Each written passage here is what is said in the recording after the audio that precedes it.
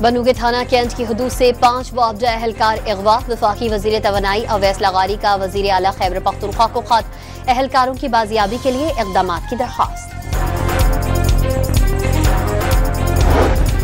Head पंचनद पर सैलाबी रैलों का दबाव। बहाव 8 लाख क्यूसिक से बढ़ने पर शगाफ डालने की तैयारियां। सैलाब से मुजफ्फरगढ़ की तहसील अलीपुर में तबाही। शुजाबाद के दर्जनों देहात भी लपेट में आ गए।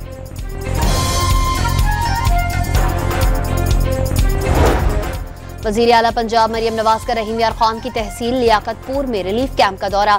मुतासरीन की कश्ती में आने वाले बच्चे को पानी पिलाया। आर्जी क्लासरूम में भी बच्चों के साथ घुल मिल गई।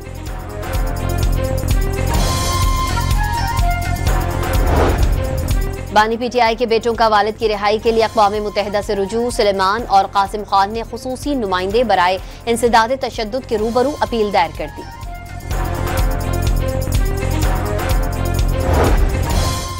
कराची की शाह फैसल कॉलोनी में फ्लैट की बालकनी से गिरने से 17 साला लड़की जान बहक। वालिदा जख्मी हो गई। पीआईए का कनाडा के लिए फ्लाइट ऑपरेशन आर्जी तौर पर मुअत्तल। फैसला खुसूसी बोइंग 777 लॉन्ग रेंज तैयारों की जरूरी मेंटेनेंस के लिए किया गया।